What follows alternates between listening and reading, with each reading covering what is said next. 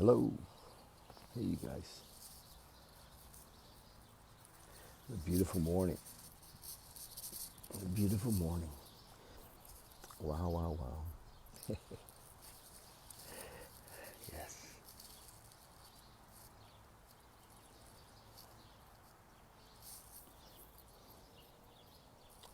Hey, you guys. Good morning. Um, I woke up this morning, very, very human this morning. Very, one of my roommates has one of the guys I've worked with for quite a while has gone back out. Well, in the world of recovery, when we call it a lot of things a slip, picked up, gone back out. But when this guy goes back out, it's big time, and it's nothing casual about his slips. And so, this morning I woke up with, well, I could have done this, or I should have done that, or what if I hadn't gone away? Just crazy thinking. Alcoholism and addiction, we call a mental illness. We call it a mental illness, and yet, this morning, in a way, I was in my mental illness, thinking I could have done something different. I could have somehow prevented something. So I was really, it's a great example for me, I was in judgment of myself, of course, and I was in judgment of what had happened, that it isn't in some way exactly what he needs. That this isn't in some way part of his recovery. So, it took me a while to kind of let go of that, to recognize, okay, this is not my business. I don't know the truth here. I don't know what he needs, But I was feeling very human, feeling sad and, powerless. None of us, many of us, well, I'll just speak of myself. I don't always enjoy I don't enjoy often the feeling of powerlessness, and especially when when I think I'm trying to help somebody, And so that was it this morning. I woke up feeling sad and judging myself, saying I could have done this, I could have done that. and it took me a while to get to this place of, wow, I don't know what's good or bad for him, or right or wrong for him. If he needs to go back out drinking, that's, but mind is always searching for, the lesson and the, yeah, it's always searching for, what could I have done different? And, but when I'm in that, I'm back trying to run the show. So I've seen, often I've seen fellas,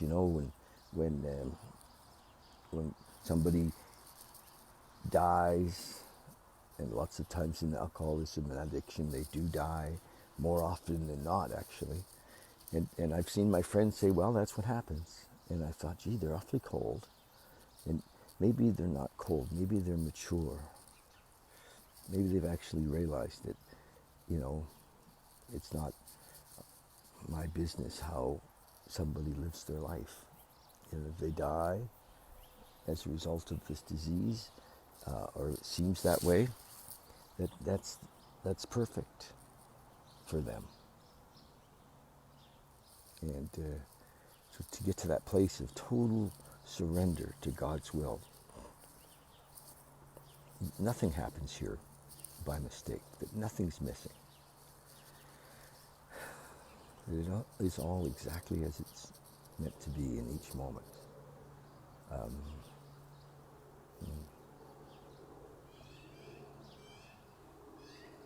It's easy to be that way when we're getting our way.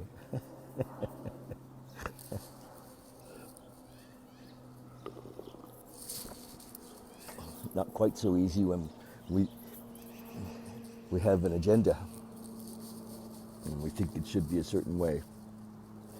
But there it is, the opportunity to let go. And that's the deal. All right, I've got work to do today in my yard. I've been away. I'm looking around it right now. My friend who's gone back out was going to do all the whippersnippering. He didn't do that. He left a mess in his room. So I got to go clean it all up. And life begins again today. It's a new life. And I'm grateful. In this moment, I'm grateful. Thanks for listening, you guys. That, you know, we recognize that we just don't know what the plan is. That God has me on a need-to-know basis. A need-to-know basis. What day is it? Hi, Kathy Lynn. Does anybody know, is it the 6th of July? Or the 5th? 4th, 5th? It is the 6th. I'm gonna go with the 6th. Is that right? Is anybody there? I think it's the 6th. I'm gonna read the daily reading. And going to live as much as I can today and surrender. You know, I recognize that this old persona of mine wants to always beat me up and say, oh, you could have done it differently. You could have been more this or more that. Or less this or less that.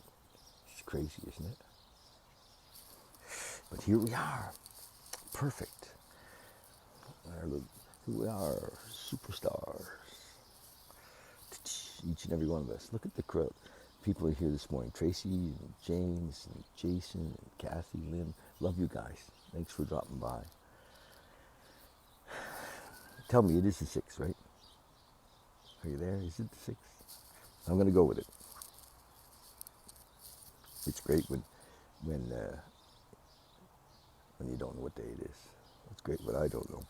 Here it is. This is from this reading we do from this little book called the 24-Hour Day Book. It's written in 1954 by a man whose name I can't remember, but it'll come to me. It said, we tried to study our alcoholic problem, wondering what was the cause of our strange obsession. Many of us took special treatments, hospitalization, even confinement in institutions, yes. In every case, the relief was only temporary. We tried through crazy excuses to convince ourselves that we knew why we drank. But we went on regardless. Finally, drinking had gone far beyond even the habit. We had become alcoholics, men and women who had been destroying themselves against their own will. The question in his thought for the day is, am I completely free from my alcoholic obsession?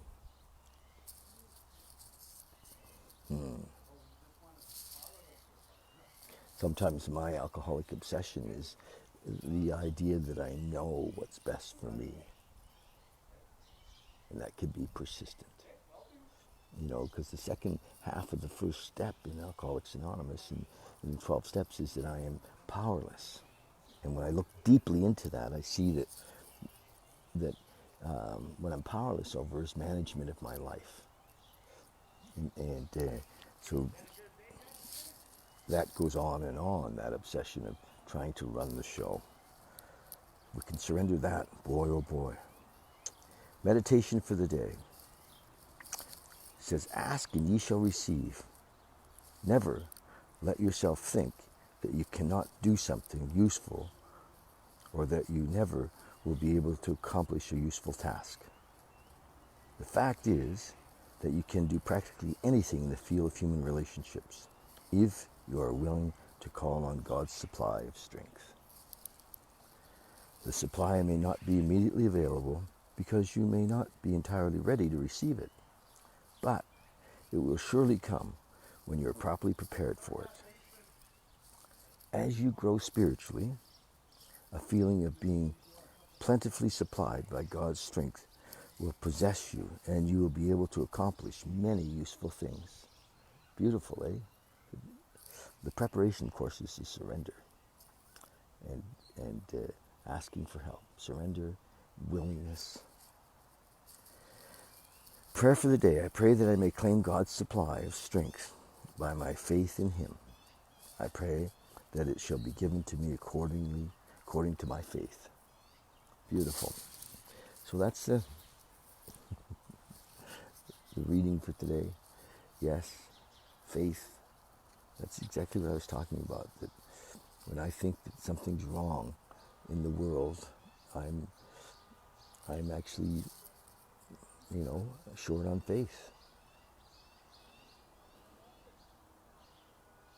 When I imagine I know better, I am short on faith. When I have judgment of others and myself, I'm short on faith. When I'm in complaint, when I'm angry, when I'm judgmental, I'm short on faith. So there we go, the signs of that. And what do I do in those moments? I drop in. Just stop. Just go, okay, hello. And meet God in the moment. God is disguised as the moment, as now. We've all met Him. Okay.